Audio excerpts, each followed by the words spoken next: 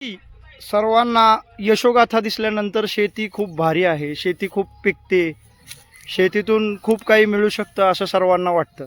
Positive आहे, कारण माणूस यशोगाथा नेहमी सांगत असतो, पॉझिटिव्हिटी नेहमी दाखवत असतो, सुख नेहमी दाखवत असतो, दुःख कधी दाखवत नाही. पण शेतकऱ्याच्या वाट्यालासुद्धा भरपूर दुःख आहे. जेव्हा मी शेती करायला लागलो, जेव्हा मी वावरांमध्ये पिकवण्यासाठी प्रयत्न करायला लागलो, मला शेतकऱ्याची यशोगाथा ही दिसत होती. मला असं वाटायचं शेतकरी म्हणजे खूप सारे पैसे कमवतो, शेतकरी का रडतो, शेतकऱ्याला कर्जबाजारी का आहे, शेतकऱ्याला कर्जमाफी का पाहिजे, शेतकऱ्याच्या मुलांची लग्न का नाही होत आहेत, शेती करणाऱ्या मुलांची लग्न का नाही होत. तर त्याचं मी जेव्हा शेती करत आहे, जेव्हा मी वावरामध्ये फिरत आहे, वावरामध्ये काय काय अडचणी येत आहेत, ह्या जेव्हा मी शेतात यायला लागलो तेव्हा मला समजल्या. आणि त्या समजलेल्या अडचणी मी माझ्या जवळच्यांनासुद्धा दाखवू इच्छितो, कारण ते सुद्धा जेव्हा मी शेती पिकवेन किंवा मी काही यशोगाथा गाठेन त्यावेळेस त्यांना ही पूर्वाश्रमीची सुद्धा परिस्थिती समजेल आणि नंतरची सुद्धा परिस्थिती समजेल. आज मी माझ्या हातामध्ये एक्सा घेऊन, हे माझं पाईप आहे, ही पाईप फार गवतामध्ये आहे. आता या गवतामध्ये काही साप, विंचू, काटा काहीही असतंय. आता इथे काटे आहेत, हे सगळं लागत आहे, मला हे सगळं लागतंय, काहीही होऊ शकतं. मी माझ्या डेअरिंगवरती इथे काम करत आहे. आता मी माझ्या डेअरिंगवरती सर्व पिकवणार आहे, पण पिकवल्यानंतर यशोगाथा ज्यावेळी बघाल त्यावेळी यशोगाथेमध्ये सुद्धा तुम्ही माझ्यासोबत पूर्वीचे दिवस न विसरता सामील राहा, एवढीच माझी विनंती राहील.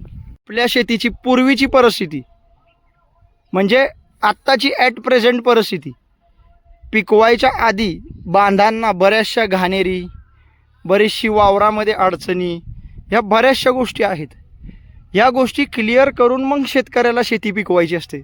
आणि जे प्रगत शेतकरी आहेत, जे सध्या खूप चांगली शेती करत आहेत, त्यांनाही सुद्धा या अडचणी सामोऱ्या जाऊन त्यांनी हे सगळं स्वच्छता करून मग शेती केलेली आहे. जेव्हा त्यांचं पिकतं तेव्हा त्यांच्या मागची सर्व स्थिती आपण बघत जा आणि मग त्याच्या यशावर किंवा त्याने अचिव्हमेंट केलेल्या पैशांवरती मग तुम्ही कम्पेअर करा. मेहनत आहे का फुकाट आहे का?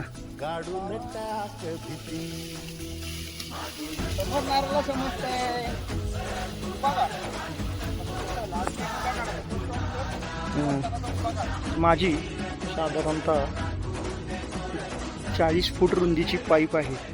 ती मला एकट्याला वरती ओढता येत नाही आहे. माणसाला माणसाची का गरज आहे, तर ही 40 फुटी पाईप आता आम्ही दोघं वर ढकलायचे, कारण ट्रॅक्टर मारायचा आहे. तर ते ट्रॅक्टर मारण्यासाठी तो आमचा अमित बंधू आलेला आहे आणि आम्ही ही पाईप बाहेर काढणार आहे. एकट्याला जाईल का तुम्ही स्वतः बघा, नाही जात आहे. मी तरी प्रयत्न केला ओढण्याचा. आता मी स्वतः ही पाईप टाकती ना, चल जाऊ दे, फट. माणसाला माणसाची गरज आहे भाऊ, फार नितांत गरज आहे. शेतीच्या कामात भाऊ एकत्र असणं फार गरजेचं आहे. मित्र म्हणून तरी एकत्र असणं फार गरजेचं आहे. आज तुम्ही स्वतः बघा, तो पुढे आल्यामुळे ही पाईप लांब लचक मोठीच्या मोठी पाईप आहे. तुम्ही बघू शकता किती मोठी पाईप आहे. ती आम्ही दोघांनी ओढून बाहेर काढली.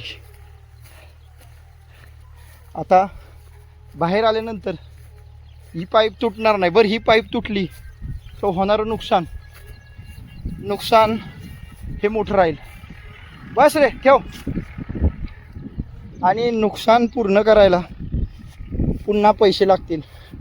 म्हणजे शेती करणं सोपं आहे का अवघड आहे?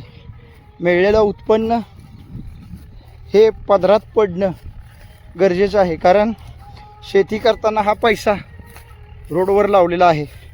जमीन ही रस्त्यावरच आहे ना, हा पैसा रस्त्यावर लावलेला आहे. हा रस्त्यावर लावलेला पैसा जनावरं, माणसं सगळे खातात, पण तो आपल्या पदरी पडणं गरजेचं आहे. त्यामुळे इथून पुढे शेतकऱ्याची प्रत्येकाने कदर करा, एवढंच मी तुम्हाला सांगेन.